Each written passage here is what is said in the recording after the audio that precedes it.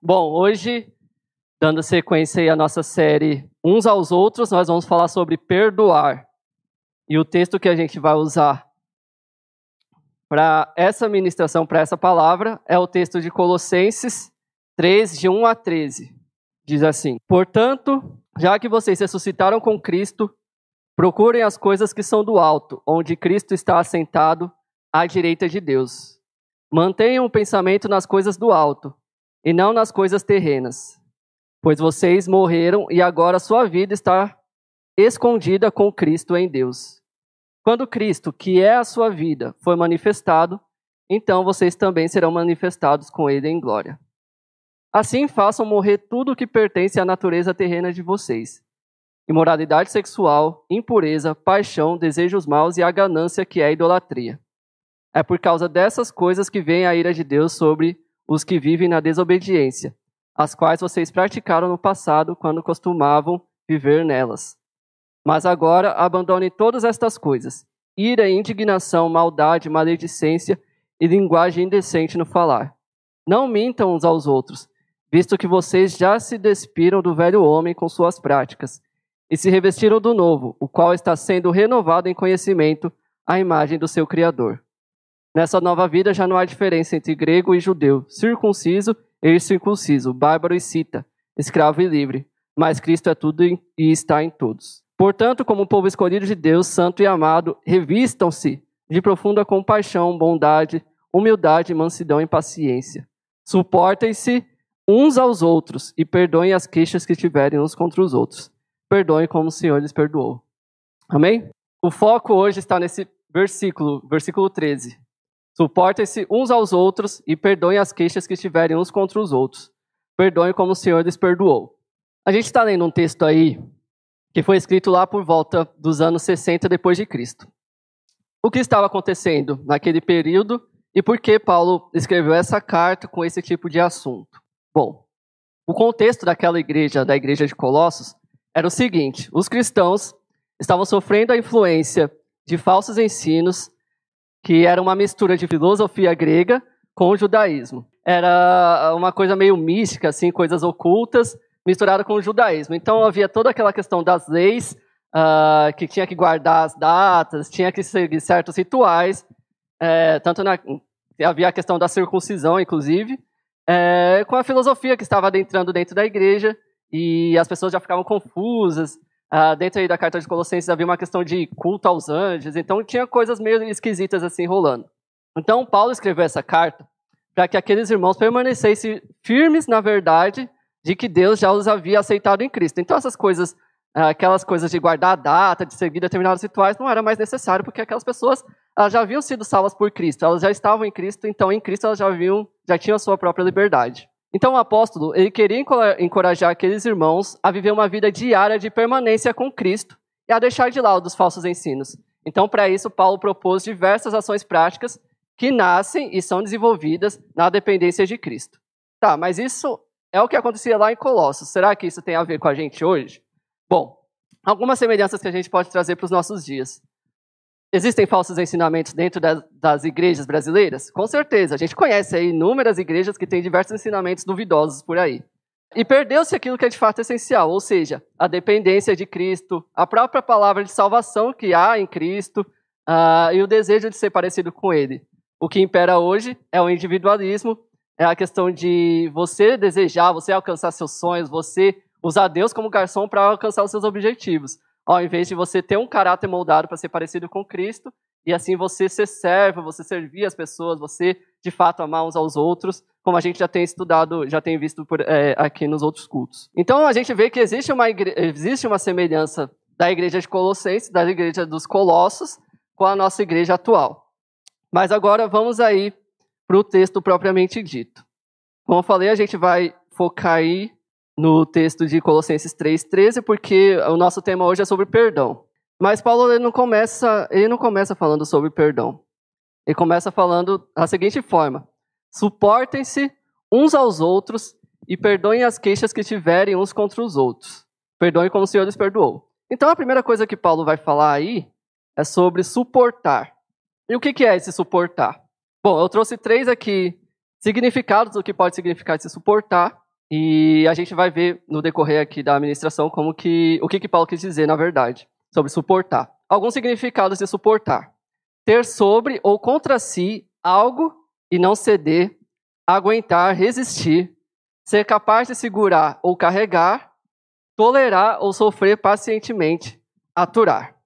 Então existem esses 3 significados aí da palavra suportar, mas qual desses significados Paulo estava querendo expressar ali com aqueles irmãos? De acordo com o grego, que é o idioma escrito ali, né, o idioma original da carta aos Colossenses, o apóstolo estava querendo expressar o nosso dever de aguentar, tolerar o nosso irmão. Porque assim, existe esse suportar aí, quando a gente vai lendo o texto, pode ser aquele suportar, a gente pode pensar que é aquele suportar de apoiar, de você ser suporte para alguém. Mas não é necessariamente nesse sentido. É claro que nós devemos apoiar, sim, nós devemos suportar, nós devemos ser esse suporte para as pessoas.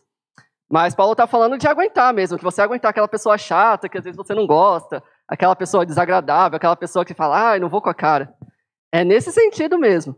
Só que, nesse sentido de suportar, às vezes nós nos achamos que estamos num patamar acima das outras pessoas, né? Porque geralmente é o outro que é chato, o outro que é desagradável, o outro que a gente não gosta, que é, assim, é uma pessoa que você não quer perto. Mas você também é esse tipo de pessoa para alguém. Às vezes as pessoas não gostam muito de estar com você, porque às vezes você é chato, você é desagradável, você... eu não gosto da opinião lá daquela pessoa, eu não gosto do jeito que ela fala, do jeito que ela faz isso, aquilo. Mas no meio da igreja, não tem essa de você não suportar, de você não aguentar, de você não estar perto com aquela pessoa. Você tem que sim suportar, porque todos são difíceis, todas as pessoas são difíceis um momento ou outro. Ninguém é 100% sempre, assim, ninguém é perfeitinho. Não existe, eu sou a última bolacha do pacote aqui, eu sou o bambambam, não existe isso. Você é sim uma pessoa, às vezes, insuportável. Eu falo isso por mim, porque às vezes também ninguém merece, né? Às vezes é chato, desagradável, insuportável. Gosta das coisas desse jeitinho aqui, não gosta desse jeito ali. Então a gente tem que aprender a lidar com essas coisas, esses detalhes. Cada pessoa tem a sua particularidade. E a gente tem que se suportar. E é isso que Paulo quis falar lá para os irmãos. Suportem-se uns aos outros. Vocês precisam suportar. Vocês precisam, por quê? Porque Deus se aguenta todo dia. Deus se suporta todo dia. Deus é paciente com você todo dia. Por que no meio da igreja isso não pode ser comum, assim? Não pode ser uma coisa que a gente pode desenvolver, não é verdade? E aí a gente entra no segundo ponto aí do texto, que é sobre perdoar. E perdoar não é uma coisa fácil. Vamos falar aqui sobre alguns significados de perdoar, né? Da mesma forma como eu falei aqui sobre suportar, existem alguns significados também que a gente pode trazer aqui sobre perdoar. O que é perdoar? Livrar alguém de alguma culpa, ofensa ou dívida, ou eliminar qualquer ressentimento, raiva, rancor ou mágoa que você tem com alguma determinada pessoa. Por que Paulo falou sobre perdoar aqui? Ele trazia à memória daqueles irmãos em Colossos aquilo que Deus já havia concedido a eles por meio de Cristo. Ou seja, perdão e amor àqueles irmãos. Então aquelas pessoas já haviam sido perdoadas em Cristo, assim como todos nós que cremos em Jesus Cristo, nós também já fomos perdoados. Por isso, o perdão deveria ser algo presente no meio da igreja, pois eles já haviam sido perdoados em Cristo. Não é uma coisa que é uma escolha. Perdoar não é uma escolha que você tem que... às vezes eu vou perdoar, dependendo da ofensa da outra pessoa, talvez eu não perdoe. Não existe isso. Então o perdão é uma coisa que deve sim reinar no meio da igreja, uns aos outros, né? Deve ser uma coisa que deve acontecer constantemente. Só que Paulo não fala, perdoe uns aos outros. Ele não termina o texto assim, da sequência. Não, ele dá ali um peso para esse perdão, que é perdoe como o Senhor lhes perdoou. Aí você fala, perdoe como o Senhor lhes perdoou. Será que eu consigo perdoar como o Senhor me perdoou? Porque cada um de nós aqui sabemos quais são os nossos pecados, onde que o calo aperta, às vezes as nossas dificuldades de se livrar de determinados pecados. E o Senhor ainda assim está sempre pronto a perdoar. Mas às vezes a gente não quer perdoar aquele que está do nosso lado ali porque ele fez uma coisinha mínima. É claro que existem graus, né, das ofensas, do que a pessoa fez, mas o perdão não é uma coisa optativa. Não é como se nós cristãos pudéssemos escolher perdoar ou não. A gente deve perdoar. Então Paulo baseava a sua ética de paciência, perdão e amor, nisso tudo que ele está falando ali aos Colossenses, no exemplo fornecido pelo padrão de redenção da obra de Cristo. Então a obra de Cristo é para onde a gente olha, para onde os cristãos devem olhar. É isso que Paulo estava querendo trazer quando ele fala perdoe como o Senhor nos perdoou. Olhe lá para a cruz de Cristo, olhe para Jesus, olhe o que ele fez. Da mesma forma que ele ali ele se entregou, que ele se humilhou, vocês também devem fazer isso. E alguns exemplos que a gente pode ter do próprio Senhor Jesus. O que ele fez? Ele amou aqueles que eram seus inimigos, e ele fala sobre isso para os seus discípulos também. Eu vou pedir para colocar aqui Lucas 6, 32 a 36, que ele vai instruir os seus servos, instruir os seus discípulos a amar os seus inimigos, né, lá no Sermão do Monte. Que mérito vocês terão se amarem aos que os amam? Até os pecadores amam aos que os amam. E que mérito terão se fizerem o bem àqueles que são bons para com vocês? Até os pecadores agem assim. E que mérito terão se emprestarem a pessoas de quem esperam devolução? Até os pecadores emprestam a pecadores, esperando receber devolução integral. Amem, porém, os seus inimigos, façam-lhe o bem e emprestem a eles, sem esperar receber nada de volta. Então a recompensa que terão será grande e vocês serão filhos do Altíssimo, porque ele é bondoso para com os ingratos e maus. Sejam misericordiosos, assim como o Pai de vocês é misericordioso. Então tá aí o primeiro grande exemplo, né? Jesus amou seus inimigos, nós éramos inimigos de Deus. E ele fala pra gente fazer a mesma coisa. Eu acho que é muito difícil, assim, no meio da igreja, a gente ter alguém que a gente fala, nossa, essa pessoa é meu inimigo. Se tem, alguma coisa tá errada com vocês aí, precisa se resolver. Mas aqui, trazendo para um ponto muito extremo, né, da questão, Jesus fala para a gente amar nossos inimigos. E ele amou, nós éramos inimigos de Deus por causa dos nossos pecados. O que mais Jesus fez? Ele renunciou a si mesmo. E aí a gente usa aquele texto clássico de Filipenses. E aqui eu vou pegar o trecho de Filipenses 2, de 5 a 8. Seja a atitude de vocês a mesma de Cristo Jesus. Presta atenção. Seja a atitude de vocês a mesma de Cristo Jesus. Que, embora sendo Deus, não considerou que o ser igual a Deus era algo a que devia apegar-se, mas esvaziou-se a si mesmo, vindo a ser servo, tornando-se semelhante aos homens. E sendo encontrado em forma humana, humilhou-se a si mesmo e foi obediente até a morte e morte de cruz. Então ele foi obediente até a morte e morte de cruz. A gente, com coisa pequena, a gente já não quer ser obediente. Imagina, né? E que ia até o ponto de morrer, de fato. Mas então, a gente vê esse exemplo de Jesus. Ele renunciou aquilo, tudo que ele tinha direito como o próprio Deus. Ele se esvaziou de si mesmo e se entregou e foi até a morte e morte de cruz. Que não é uma morte assim, não é aquela injeção letal que você toma ali na veia e daqui a pouco você está morto. Não é isso. É uma morte humilhante que Jesus não precisava ter passado e ele passou por amor a nós. Ele se entregou. Através dessa morte, ele nos concedeu o perdão, né? Ele nos concede perdão e vida eterna. Então, esse é um segundo exemplo aí. E a gente também, e outro exemplo, né, do Senhor, é que ele está sempre pronto a perdoar aquele que confessa o seu pecado. E aí tem um salmo de Davi, o Salmo 32:5, que é um versículo que também demonstra que o Senhor está pronto a perdoar aquele que apresenta suas culpas de forma sincera, né? Então reconheci diante de ti o meu pecado, e não encobri as minhas culpas. Eu disse, confessarei as minhas transgressões ao Senhor, e tu perdoaste a culpa do meu pecado. Quando nós nos achegamos a Deus com sinceridade de coração, quando nós, de fato, confessamos os nossos pecados, e aqui confessar os pecados é dar nome, de fato, né? Ah, eu faço isso, isso e aquilo, peço perdão, Senhor, por cometer esses pecados. E aí o Senhor ele está pronto a perdoar. Mas aí a gente cai em algumas questões. Fazer tudo isso é fácil? Não é fácil.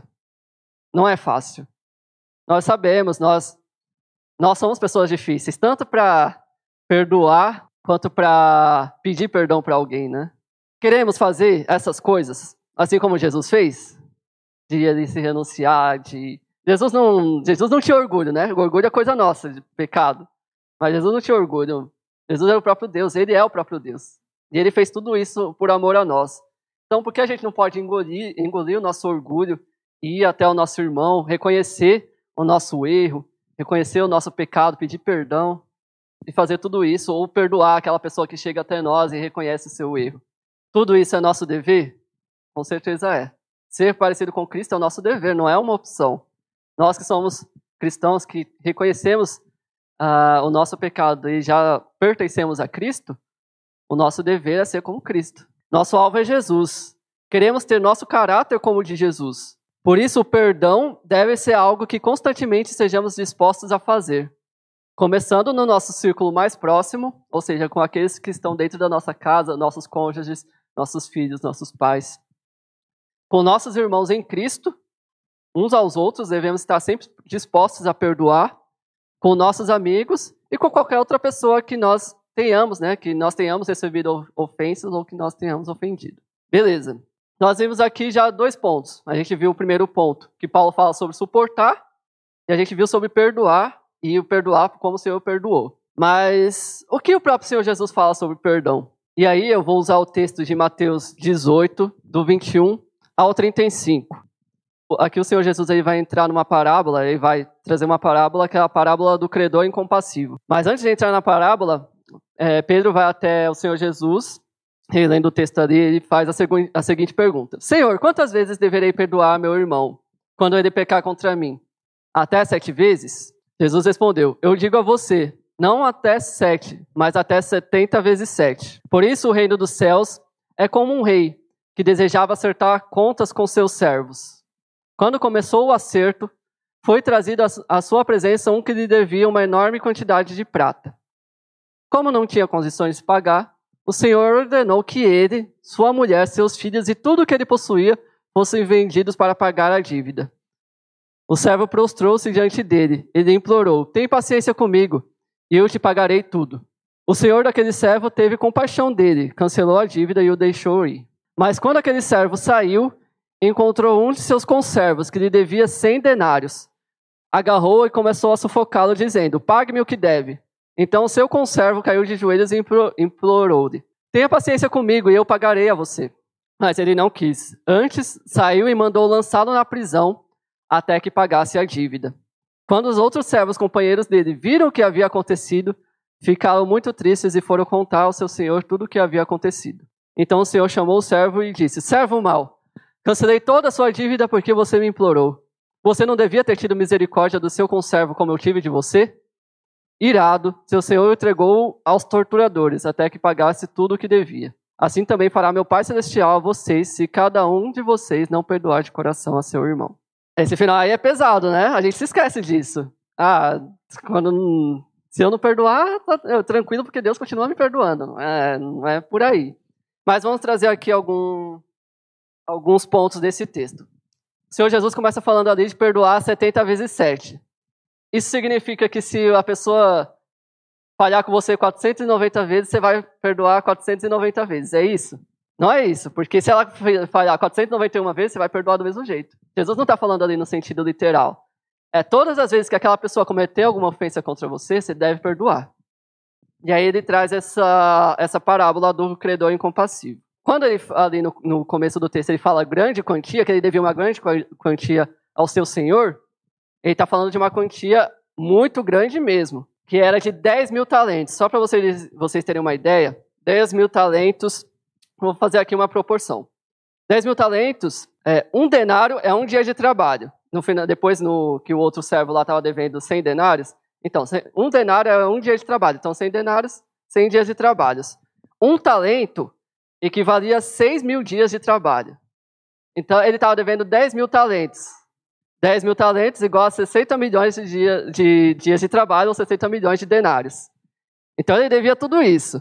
Se a gente colocar em anos o quanto que ele teria que trabalhar para esse senhor para poder quitar essa dívida, ele teria que trabalhar 164.384 anos. Ele teria como pagar? Nunca. Nunca teria como pagar. Mas aquele senhor teve misericórdia dele. Ele teve compaixão do servo e perdoou sua dívida após ele suplicar por isso. Lembra? Porque ele ia colocar todo mundo ali para servir, para trabalhar. A esposa, os filhos, etc. Mas aí aquele servo suplicou e ele foi perdoado. Mas aí ele saiu na rua e viu aquele cara que estava devendo 100 denários para ele. Falou, você tem que me pagar. Ele, não tenho como pagar, não sei o quê. Fala, não, então você vai dar um jeito. E ele não perdoou, não. Fez o cara correr atrás. Então, aquele servo não teve compaixão daquele que devia infinitamente menos. 100 denários é o quê? Não dá nem meio ano de trabalho aí. E aí, depois, as pessoas viram aquilo que estava acontecendo e falou, você perdoou o seu servo lá, mas ele está cobrando aquele que deve 100. Então, o senhor chamou ele de volta e falou, agora você não perdoou aquele que estava devendo 100, então agora você vai ficar até pagar. Colocou ele nas mãos dos torturadores. Então ele sofreu. Sofreu e com certeza ali passou altos perrengues e com certeza não quitou a dívida, né? Se a gente for seguir a história aí, com certeza não pagou. Então aquele que não perdoa de coração, como o Senhor fala no final, né? Aquele que não perdoa de coração, aquele que lhe deve, também não será perdoado pelo Pai. Isso é muito sério, muito sério. Então a gente precisa, de fato, estar disposto a perdoar. a gente precisa reconhecer que nós também carecemos de perdão. Todos os dias nós carecemos de perdão do Senhor. Então a gente deve perdoar sim. A gente deve se lembrar desse texto e lembre constantemente dele. Porque não é só essa vez que o Senhor fala que se você não perdoar aquele que está te devendo, o Senhor não perdoará. Lá na oração do Pai Nosso ele fala, perdoa as nossas dívidas como perdoamos aos nossos devedores. Então existe aí uma correlação. E o Senhor já falou disso outras vezes também. Então vamos trazendo algumas aplicações aqui de tudo isso que a gente já viu sobre perdão. A gente precisa exercitar, é de fato um exercício, a gente deve estar disposto ali a diminuir o nosso orgulho e exercitar essa questão de oferecer o perdão. Exercitando suportar e perdoar uns aos outros. Como fazer isso na prática? O apóstolo Paulo nos dá ordenanças práticas no decorrer do capítulo 3. Então, por isso que lá no começo, eu li todo o texto, porque Paulo ele vai trazendo alguns pontos ali para a gente levar em consideração. O primeiro que a gente pode levar em consideração aí é pensando nas coisas do alto. É pensar assim, no céu. Mas o que Paulo quer dizer pensar nas coisas do alto? Tem uma dica muito preciosa em Filipenses 4:8. É um texto muito conhecido e são as coisas que a gente deve pensar que são as coisas do alto. Finalmente, irmãos, tudo que for verdadeiro, tudo que for nobre, tudo que for correto, tudo que for puro, tudo que for amável, tudo que for de boa fama, se houver algo de excelente ou digno de louvor, pensem nessas coisas. Essas são as coisas do alto que a gente tem que pensar, que a gente tem que ocupar nossas mentes. Todas essas coisas que vão fazer com que a nossa mente ela fique cada vez mais propensa a desenvolver coisas boas, a gente fazer aquilo que é agradável diante do Senhor. Então, quando a gente se propõe a ocupar a nossa mente com essas coisas, nós vamos ter mais disposição, a gente vai ter Claro que essa disposição vem do próprio Espírito de Deus, mas não é como se a gente fosse passivo nisso, né? Como se, o Senhor vai desenvolver aquilo e eu vou ficar aqui sentado e Ele que vai desenvolver no meu coração. Não, você tem que se esforçar, você tem que buscar, você tem que estar ali disposto a alimentar o seu coração e a sua mente com as coisas que são do alto, com as coisas que são agradáveis ao Senhor, né? O segundo ponto aqui, como a gente pode colocar em prática essas coisas, né? Abandonando as coisas da velha natureza. Paulo aí vai trazer uma listinha ali de coisas que a gente deve abandonar na nossa vida. Imoralidade sexual, paixão, desejos maus, ganância, ira, indignação, maldade, maledicência, linguagem indecente e mentira.